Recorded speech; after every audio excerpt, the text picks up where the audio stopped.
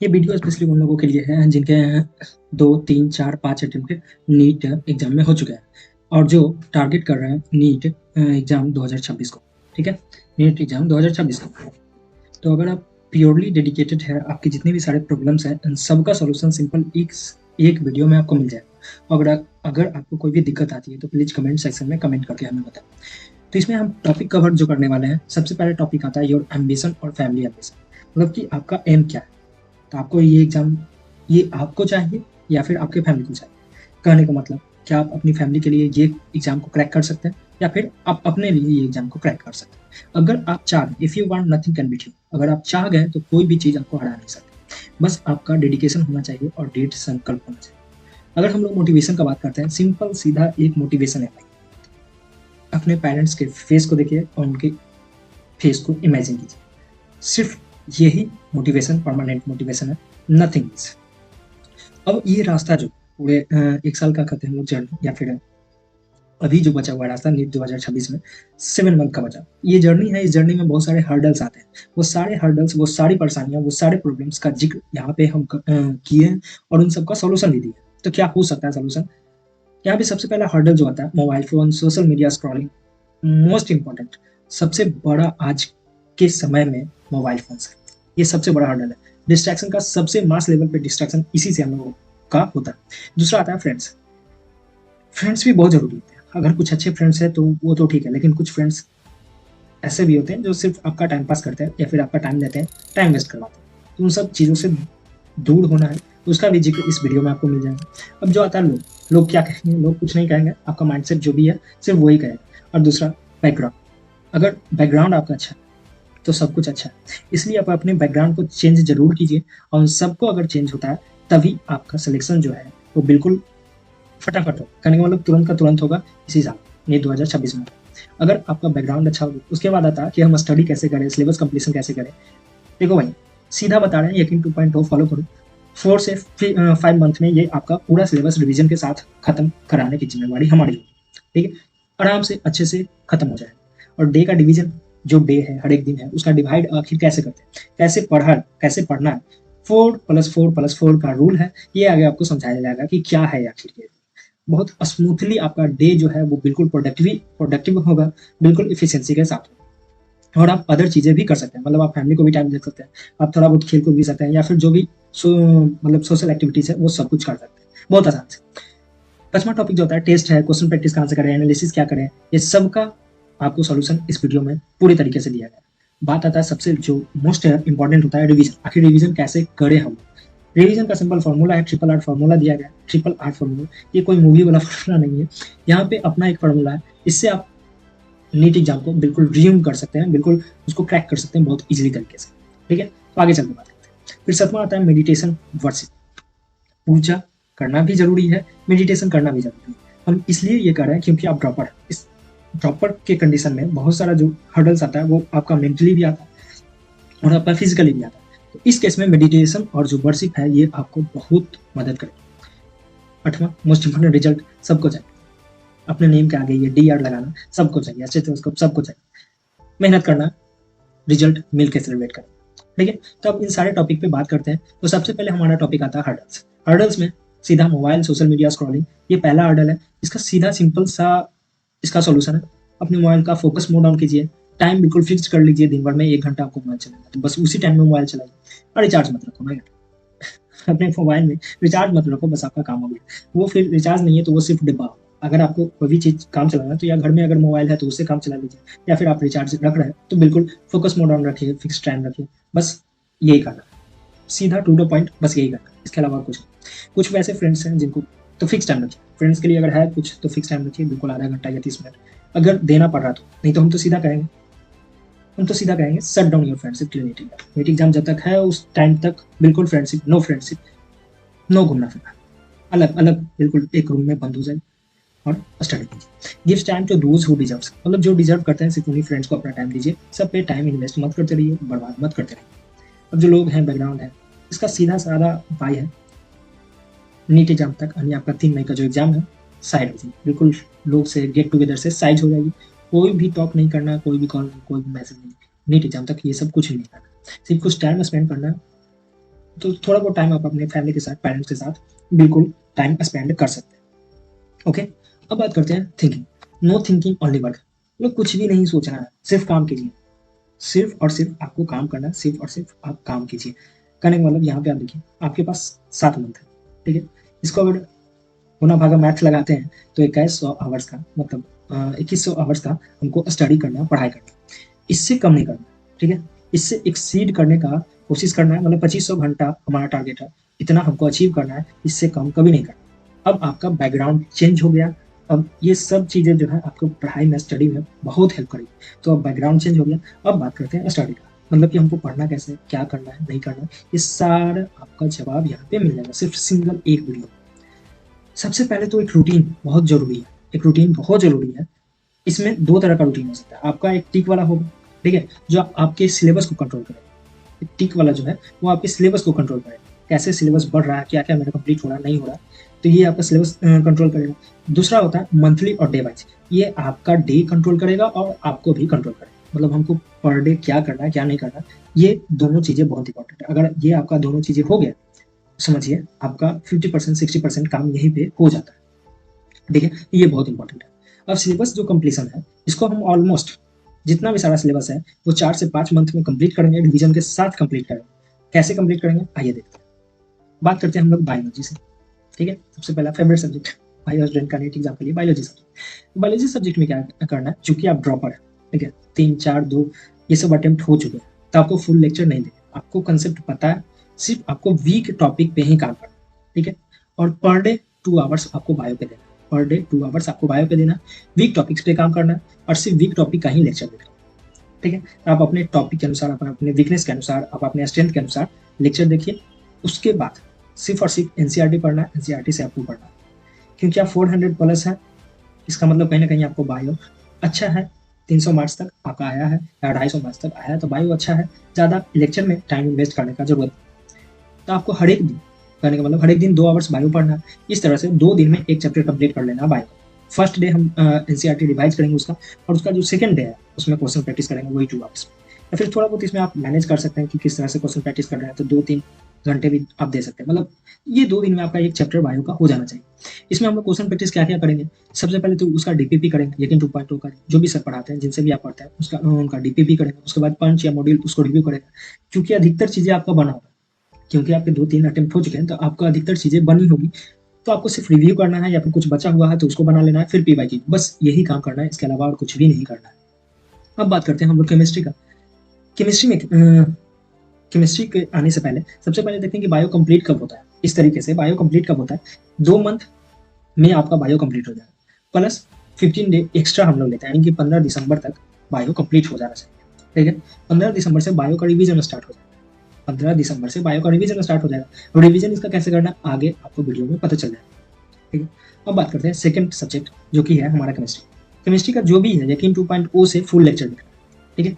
Chemistry का full lecture देखना, मतलब सारा लेक्चर देखना है, हर एक चैप्टर का लेसन देखना, अच्छे से इस पे काम करना। अब क्या है इसमें कि लेक्चर देखने का तरीका कैसे हम फास्ट मतलब इसको रैप अप करें।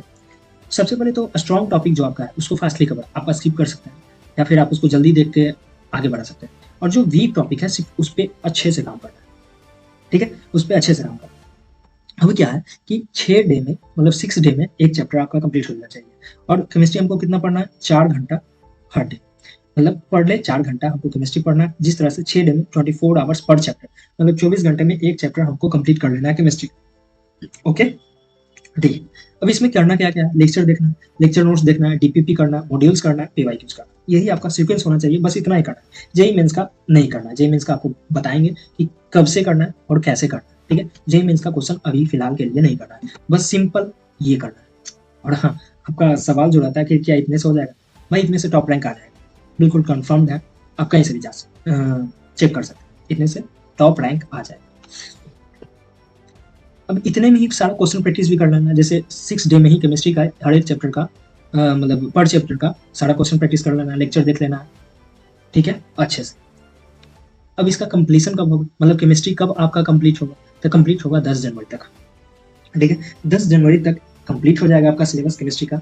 वहीं 10 जनवरी से हमको केमिस्ट्री का रिवीजन स्टार्ट कर देना, ठीक है ना। 10 जनवरी से केमिस्ट्री का रिवीजन स्टार्ट कर देना।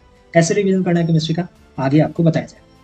अब तीसरा सब्जेक्ट जो फिजिक्स है, जिनसे आपको डर लगता है, भाई कुछ नहीं करना है, सारा जो एक इनका लेक्चर है, चाहे आप एमआर से पढ़े हो, एमआर सर से पढ़े हो या फिर सलीम सर से पढ़े हो, फुल लेक्चर देखना है, ठीक है, यकीन का फुल लेक्चर देखना है। प्लस अगर बात करते हैं 6 डे जो है, इसमें भी 6 डेज है, यानी केमिस्ट्री फिजिक्स में 6 डे में एक चैप्टर हमको कंप्लीट कर लेना है। यहाँ पे भी 4 घंटे हर एक दिन देना है फिजिक्स पे। इस तरह से 24 आवर्स जो हो जाएगा एक चैप्टर के लिए आपको हो जाएगा। इसमें भी क्वेश्चन प्रैक्टिस क्या करना है, लेक्चर करना है, लेक्चर नोट्स करना है, डीपीपी करना है, मॉड्यूल्स करना है, पीवाईक्यूज करना है। और ये सबका लेक्चर जो है, यकीन 2.2 का जो लेक्चर है, अगर आप बैच लिए हुए तो अच्छी बात है, बैच अगर नहीं लिया तो आपको पता है कहाँ से लेक्चर मिल जाएगा, तो वहां से आप लेक्चर आराम से ले सकते हैं, ठीक है। अब बात करते हैं कि आखिर इसका कंप्लीशन कब होगा। तो 3 मंथ में आपको 11th इंड कर लेना, मतलब दिसंबर तक 11th इंड कर लेना, उसके बाद जनवरी फरवरी तक 12th इंड करना है रिवीजन के साथ, ठीक है। रिवाइज भी करना है, रिवीजन के साथ इसको इंड कर लेना, फरवरी तक ये फिजिक्स जो है बिल्कुल इंड हो जाना चाहिए। कैसे इंड हो जाएगा, क्योंकि जनवरी फरवरी में अब 6 to 7 आवर्स आपको फिजिक्स के लिए मिल जाएगा, क्योंकि उस टाइम से हमारा जो स्टडी आवर्स है वो लगभग 12-13 आवर्स हो जाएगा, ठीक है। जनवरी से ऐसे भी डेट वगैरह निकल जाता है, फॉर्म वगैरह फिलअप होने लगता है, तो खुद ब खुद जैसे जैसे एग्जाम आता है तुम्हारा स्टडी आवर्स जो होता है, स्टडी टाइम जो होता है बढ़ जाता है। 6 to 7 आवर्स का स्टडी आपको फिजिक्स पे करना है। अब देखिए कि जनवरी फरवरी में आपको करना क्या है, हर एक दिन 6 आवर्स फिजिक्स पे देना है, 4 आवर्स जो है केमिस्ट्री पे देना है, 2 आवर्स बायोलॉजी पे देना है जनवरी फरवरी। इस तरह से फिजिक्स का रिवीजन भी हो जाएगा, केमिस्ट्री का भी रिवीजन हो जाएगा, और हम लोग बायोलॉजी का भी रिवीजन कर लेंगे जनवरी फरवरी तक आराम से अच्छे से, ठीक है। ये आपका सिलेबस कंप्लीशन होगा। अब डे अगर डिवाइड करना है हमको, डे डिवाइड करना है, ठीक है। तो डे का डिवीजन कैसे होगा ये भी तो देखना। अब हर एक दिन जैसे हम पढ़ेंगे तो कैसे पढ़ें, देखिए 4 आवर्स मॉर्निंग में पढ़ना, 4 आवर्स आफ्टरनून में पढ़ना और 4 आवर्स इवनिंग में पढ़ना। कहने का मतलब ये कोई जरूरी नहीं है कि आप 6 बजे से उठे या 5 बजे उठे या 8 बजे उठे, आप जब भी उठ रहे हैं उससे 4 घंटा आपको मॉर्निंग में पढ़ लेना। 6 बजे अगर उठ रहे हैं, 5 बजे उठ रहे हैं तो और भी अच्छा है, 5 से 9 पढ़ लेंगे। फिर अगर एग्जाम्पल लेते हैं तो फिर 11 से या फिर समथिंग 12 से 4 पढ़ लेंगे, फिर अगर 6 से 10 पढ़ लेते हैं तो बस इतना करना। अब मॉर्निंग में आपको राइज करना है, देखिए ट्रिपल आर का फॉर्मूला भी होता है, यहीं पे आपको मिल जाएगा। मॉर्निंग में आपको राइज करना है, ठीक है, मॉर्निंग में आपको राइज करना है, फिर उसके बाद रिपीट करना, आफ्टरनून में आपको फिर से रिपीट करना है, फिर अगर बात करते हैं इवनिंग में तो रोड्स करना है, ठीक है, और सामने हमको रोड करना है, दहाड़ना है, शेर की तरह दहाड़ना है। किसके द्वारा, क्वेश्चन प्रैक्टिस के द्वारा। मतलब जितना ज्यादा क्वेश्चन प्रैक्टिस करेंगे, जितना ज्यादा क्वेश्चन बनाएंगे, उतना ज्यादा दहाड़ेंगे, उतना ज्यादा रोड करेंगे, ठीक है। तो ये आपका triple R formula, triple 4 formula अच्छे से समझ में आ गया। अब बात करते हैं टेस्ट का, एनालिसिस का, क्वेश्चन प्रैक्टिस कैसे करें, क्या टेस्ट दे, क्या एनालिसिस करें, इन सब का जो है आपको जैसे टेस्ट का लगता है, आप अगर कोई चीज़ लिए हुए हैं तो आप उससे प्रिपरेशन कर सकते हैं, या फिर आप अगर चाहते हैं कि कौन सा टेस्ट दे या फिर उसका रूटीन क्या होना चाहिए, तो आप कमेंट सेक्शन में कमेंट कर सकते हैं। या फिर हम 2 टेस्ट सीरीज यहाँ पे बता रहे हैं, रियल टेस्ट सीरीज, आकाश का EITS।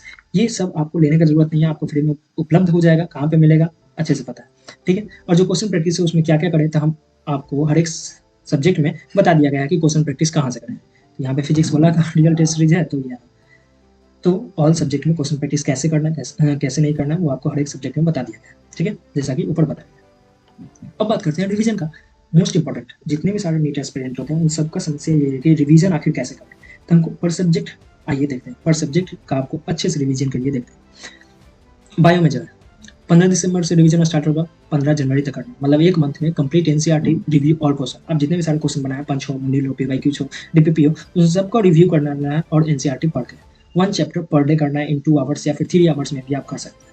कोशिश कीजिए आप 2 आवर्स में इसको कंप्लीट कर ले जाए, क्योंकि रिव्यू करना है तो मुश्किल से आधा घंटा उसमें लगेगा और आधा 1 घंटा एक्स्ट्रा मान लीजिए, या फिर 1 घंटे में आपको चैप्टर पढ़ लेना है NCERT से, और 1 घंटे में आपको सारा रिव्यू क्वेश्चन कर लेना है। ये 1 चैप्टर पर डे करना बायो का, ठीक है, 15 दिसंबर से 15 जनवरी तक। ओके, अब बात करते हैं केमिस्ट्री का, ठीक है। केमिस्ट्री का जो रिवीजन स्टार्ट होगा 10 जनवरी से 30 जनवरी तक चलेगा। उसका नोट्स कर लेना है और जितने भी सारे आप क्वेश्चन बनाए उसका रिव्यू कर लेना है क्वेश्चन का। अब देखिए कि हर एक चैप्टर 1 डे में खत्म होना चाहिए, मतलब केमिस्ट्री का रिवीजन जो है पर चैप्टर 1 डे लगना चाहिए, ठीक है। 3 आवर्स उस पर देना है, 3 घंटे उस पर देना है। मान लीजिए 1 घंटा नोट्स करने में लगा या 2 घंटे क्वेश्चन हमको रिव्यू करने में लगा, तो इन सब चीज़ों पे आप काम कर लेंगे इस 20 दिन में। ओके, आपको रिवीजन इतना तगड़ा हो जाएगा ना, इतनी बार आपका रिवीजन हो जाएगा, इतने अच्छे से हो जाएगा, आपको खुद यकीन नहीं होगा कि इतना अच्छा हो भी सकता है, ठीक है। इस बात पर खासा ध्यान देना है। अब बात करते हैं फिजिक्स का, क्योंकि जनवरी फरवरी से फिजिक्स पे 7 आवर्स का स्टडी टाइम देना है, ठीक है। 4 आवर्स तो डेली रूटीन, जो लेक्चर वगैरह हम लोग 12th का देखेंगे, 12th का करना है, वो 4 आवर्स देना है, ठीक है। लेक्चर वगैरह पे देना है, डेली रूटीन है उन सब पर। 3 आवर्स रिवीजन के लिए देना है, ठीक है। अब 1 जनवरी से रिवीजन स्टार्ट हो जाएगा 11th का, ठीक है। 1 जनवरी से 25 जनवरी तक आपको 11th का रिवीजन कर लेना। कैसे कर लेना है, 2 चैप्टर हर एक 3 दिन, मतलब 3 दिन में 2 चैप्टर हो जाना चाहिए। इस तरह से 9 आवर्स, मतलब 9 घंटे में 2 चैप्टर आपको कंप्लीट करना है। इसमें सारा क्वेश्चन रिव्यू कर लेना, ठीक है, प्लस आपका जो नोट्स है वो पढ़ लेना। ये टोटल 11th यहाँ पे फिजिक्स का खत्म हो जाता है। अब यहीं पे बात करते हैं हम लोग कि 12th का रिवीजन कैसे, सेम तरीके से 25 जनवरी से 15 फरवरी तक सेम तरीके से रिवाइज कर लेना है 12th का जो भी फिजिक्स है उन सबको रिवाइज कर लेना। अब रिवीजन के साथ हमारा 15 फरवरी तक ऑल सिलेबस कंप्लीट हो जाता है, ठीक है, जितने भी सारे सिलेबस हैं वो सब कंप्लीट हो जाता है 15 फरवरी तक। अब यहाँ से हम लोग चलेंगे सेकेंड रिवीजन, ठीक है। सेकेंड रिवीजन ऑफ बायोकेमिस्ट्री फरवरी में ही स्टार्ट हो जाएगा, क्योंकि वो आपका हम लोग ऊपर देखे थे कि केमिस्ट्री का जो है वो 30 जनवरी तक खत्म हो जाएगा रिवीजन, फर्स्ट रिवीजन, जिसमें कि क्वेश्चन वगैरह सबको देना है, और 15 जनवरी तक बायो का रिवीजन खत्म हो जाएगा। इसीलिए सेकेंड रिवीजन जो है बायोकेमिस्ट्री का वो फरवरी में हम लोगों को स्टार्ट कर देना है। मास लेवल पर रिवीजन करना है, मतलब पूरा एक यूनिट का कर ले या फिर पूरा 11th पूरा 12th, इस तरह से मास लेवल पर रिवीजन करना है, ठीक है। इसके बाद भी आपको टाइम मिलेगा, एक्स्ट्रा टाइम मिलेगा, मतलब 15 फरवरी से 28 फरवरी तक आपको फुल सिलेबस प्रिपरेशन करना है, मतलब 2 वीक में आपको फुल सिलेबस प्रिपेयर हो जाना चाहिए, ठीक है। Who scored 550 plus in test. ये चीज़ें यहाँ पे थोड़ी सी बात ध्यान देने वाली बात है कि जो भी बच्चे, जो भी स्टूडेंट टेस्ट में 550 प्लस स्कोर कर रहे हैं वही सिर्फ प्रिपरेशन करेंगे 15 फरवरी से 28 फरवरी तक फुल सिलेबस प्रिपरेशन करेंगे, सिर्फ वही। बाकी जो 50 डेज एक्स्ट्रा मिल रहा है उनको सिलेबस कंप्लीट करने के लिए, उनको मिल रहा है जो स्कोर कर रहे हैं 450 प्लस, मतलब 450 प्लस जो टेस्ट में स्कोर कर रहे हैं उनके लिए 15 दिन एक्स्ट्रा हम लोग दे रहे हैं ताकि वो सिलेबस अच्छे से कंप्लीट कर सके। उनके लिए क्या है कि 1 मार्च से 15 मार्च तक फुल सिलेबस कंप्लीट कर लेना, मतलब फुल सिलेबस प्रिपरेशन करना, फुल सिलेबस टेस्ट के लिए प्रिपरेशन करना, ठीक है। 1 मार्च से 15 मार्च तक किनको करना है, जो 450 प्लस स्कोर कर रहे हैं टेस्ट में, और 15 से 28 फरवरी तक किनको फुल सिलेबस प्रिपरेशन करना है, जो 550 प्लस टेस्ट में स्कोर कर रहे हैं, ओके। अब बात कर लेते हैं हम लोग टेस्ट का। तो आखिर टेस्ट में क्या है, टेस्ट में पहला जो आता है 1 मार्च से फुल सिलेबस स्टार्ट हो जाएगा, ठीक है। 1 मार्च से फुल सिलेबस टेस्ट स्टार्ट हो जाएगा। किन के लिए स्टार्ट हो जाएगा, जो कि 500 प्लस और 550 प्लस टेस्ट में स्कोर कर रहा है, सिर्फ उनके लिए ही ये स्टार्ट होगा 1 मार्च से। और आप जैसा चाहें वैसे टेस्ट दे सकते हैं, मतलब 3 दिन के गैप पे दे सकते हैं या 2 डेज के गैप पे दे सकते हैं। वहीं पे 15 मार्च से फुल सिलेबस स्टार्ट हो जाएगा किन के लिए, जो 550 प्लस और 400 प्लस टेस्ट में स्कोर कर रहा है, उनके लिए 15 मार्च से स्टार्ट होगा। यहाँ पे आप थोड़ा सा अपने अनुसार ध्यान दे के टेस्ट देना, ठीक है। और हमारा टारगेट क्या, 25 FSTs, मतलब फुल सिलेबस टेस्ट 25 वो फुल सिलेबस टेस्ट देना है। अब यहाँ पे हम लोग मार्च अप्रैल में क्या कर रहे होंगे, मार्च अप्रैल में हमको क्या करना है कि रिवीजन करना है, एनालिसिस करना है, टेस्ट देना है, और जो भी वीक एरिया है उसको फिक्स करना है। ये सब कुछ हम लोग मार्च अप्रैल में कर रहे हैं। जैसे मार्च अप्रैल का जो है उसमें क्या करना है, बायो NCERT से पढ़ना है और टेस्ट मिस्टेक वगैरह ये सब देखना है। आप क्वेश्चन वगैरह देख सकते हैं, उसका एनालिसिस रिव्यू कर सकते हैं, ये सब करना है। केमिस्ट्री में नोट्स पढ़ना है, जेईई मेंस और PYQs, यहीं पे आप NCERT वगैरह देख सकते हैं केमिस्ट्री का। फिजिक्स का अगर बात करते हैं तो नोट्स, जेईई मेंस और PYQs यही आपको मार्च अप्रैल में करना है, इसका सारा एनालिसिस करना है, ठीक है। आप बिल्कुल प्रिपेयर हो जाओ। लास्ट इंपॉर्टेंट थिंग्स, क्योंकि मैसेज है, रिक्वेस्ट है, आप जो भी कर सकते हैं, क्योंकि आपका मेंटल स्थिति, आपका मेंटल सिचुएशन हम बहुत अच्छे से समझ रहे हैं। तो यहाँ पे आपको क्या करना है कि आपको उठते के साथ ही 5 से 10 मिनट सिर्फ मेडिटेशन करना है, ठीक है। मेडिटेशन करना सिर्फ 5 से 10 मिनट डेली, हर एक दिन मेडिटेशन करना। और दूसरा काम जो है worship the God which gives you everything, भगवान की पूजा करें, ठीक है। हर एक दिन सुबह नहाए और एक फूल दुर्गे माता पे आप या फिर आप जिस भी भगवान को मानते हैं एक फूल उन पे चढ़ाएं। बस ये 2 काम आप कर लीजिए, आपका नीट 2026 आपका। Last and the most important thing, result होना चाहिए, बहुत जरूरी है। आगे नाम के आगे DRT लगा हुआ रहना चाहिए। अगर आपको ये वीडियो पसंद आया तो लाइक शेयर एंड सब्सक्राइब कीजिए। That's all.